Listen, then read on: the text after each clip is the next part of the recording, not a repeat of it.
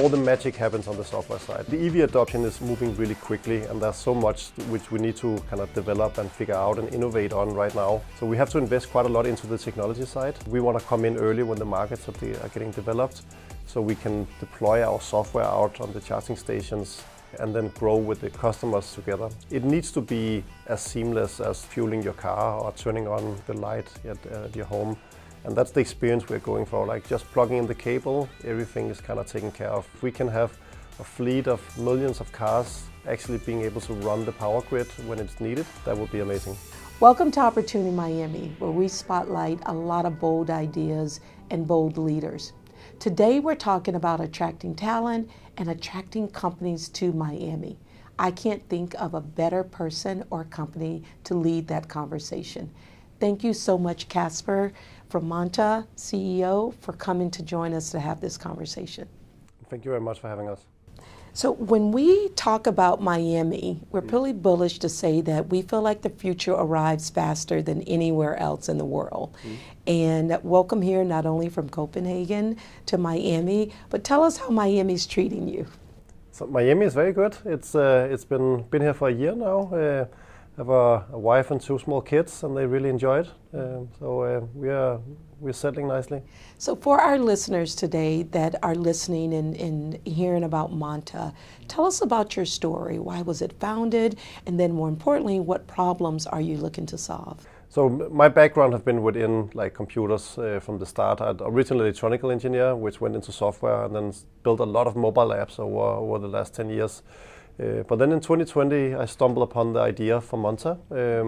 And it was because back then I had an EV, I bought an EV in Copenhagen where I lived, and the experience of charging it was always very painful. I'm an engineer. If I can't figure this out, there's no way my parents are going to figure this out. It needs to be rethought and just be the same great experience as the other digital products we're used to. So that was really the problem we saw. And then at the same time, the EV adoption really took off quickly in Nordics. So today it's more than 60% of the car sales, and like the fleet is already more than 10% within EVs. For once a new technology trend actually started in the Nordics. It's not happening often, but this time it looked like it.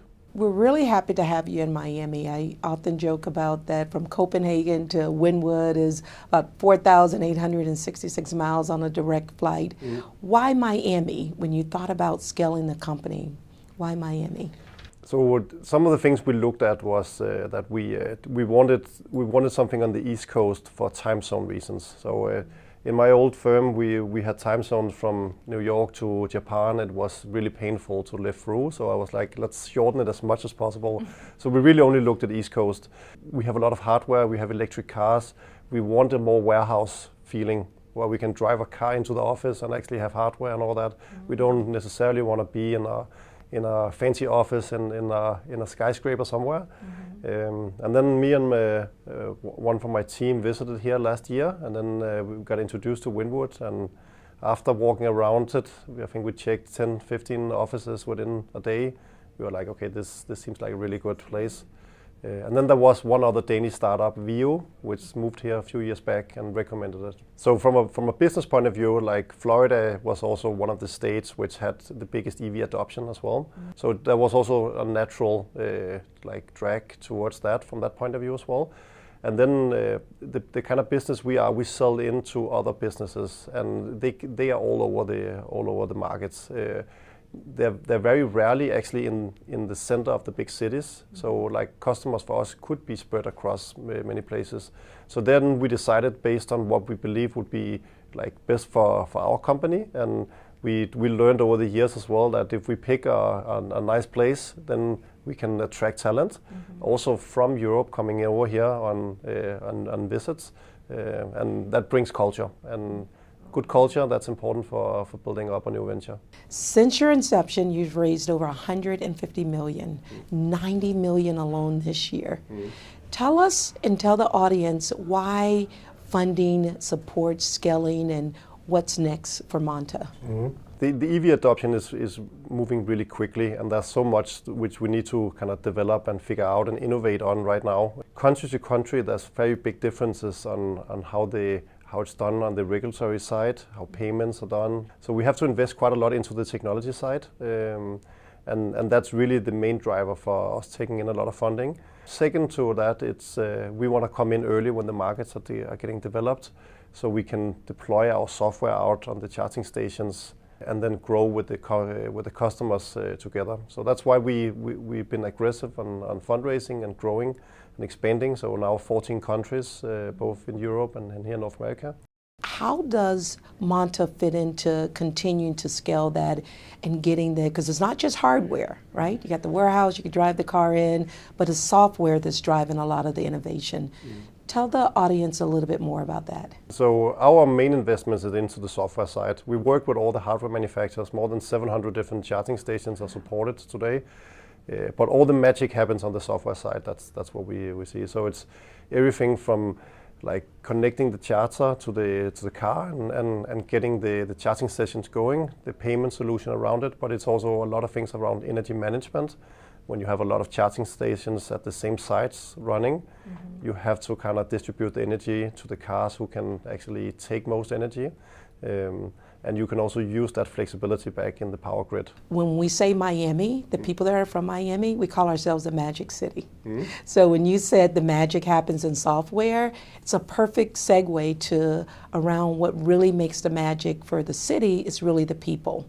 So let's talk about people. We talked about innovation, funding, and now talent. As you think about scaling fast, right, you'll need people. So how's that going for you on getting people to come do the work, whether it's sales, operations? Tell us how that journey's going for you. Yeah, so we started last summer setting up our office in Wynwood and hired the first team members there. We're around 10 people now and growing the team. And recruitment have been really good, actually. There's been a lot of very good talent in, and we brought together a really strong team. So we're pretty happy with the setup, but also what we hoped and expected from a big city. Compared to Copenhagen, it's just 1 million people, right? So this is a big place for us. Yes. You have almost 3 million, so 3 times that in Copenhagen. Well, we're happy to hear that talent is working for you here. It's one of the things that Opportunity Miami, when we think about our goals, talent is the big piece. We talk capital, but human capital is the one that's pushing forward. We talk a lot about talent, right? Making sure, and we did the numbers from 45 to 65. It's a 20-point difference. When we think about the EV, people that are in the EV space right now, it's 40%. By 2040, call your shot, what would be the number of people engaging in EV charging? So in 40, it's all new cars sold. Like that will be electric vehicles, right? In some markets, they're going for even 2035 is kind of where most European countries are. So in 40, I hope that like that's mainly EV sold, unless there's like special purpose vehicle for something, then it might be otherwise. So, and that means at that point the fleet will be more than 50% electric as well. So I think everyone will be somehow involved in EV charging at that point. For us to really succeed, it's about partnering with a lot of the existing players as well. We are not deploying hardware, we are not installing hardware, we are not working the power grids or selling the electricity. So we need to partner up with a lot of different players, which have already done that for many years. Yeah, so that's what we're looking for. We also talk at Miami about imagining the future in 5 to 10 years. And if you think about Monta and all the work and innovation you're doing around the software, what can we think about as people in Miami, right, going into the EV charging world, should we be thinking about in the future of EV? So I think EVs are still fairly early in like the innovation on what has happened so far, but a lot of it is happening these years. So everything is getting figured out. It needs to be as seamless as like fueling your car or turning on like the light at your home, and that's the experience we're going for. Like just plugging in the cable, everything is kind of taken care of from that point, right? But then I think the super interesting thing about electric vehicles is the battery which sits in the cars. And for a lot of the time they're idle. They're just at the parking lot in front of your home, in front of your office building. That is the flexibility we call in the industry. So like imagine thousands of EVs with 50, 60 kilowatt batteries. that's enough capacity to actually help the power grid. So if there's an overload, you shift the energy back from the cars out in the grid, and that way you can kind of balance the grid more efficiently, cheaper, but also you can move on to more renewable sources, which are more volatile, and you need this kind of flexibility in. So I think this is where, for us, like in 10 years, this is where it gets really interesting. It's like if we can have a fleet of millions of cars actually being able to run the power grid when it's needed, that would be amazing. Casper, thank you so much for sharing the Monta story with us and giving us the reasons why you chose Miami. We really appreciate you coming here today. Thank you very much, and thanks for having us. Really appreciate it.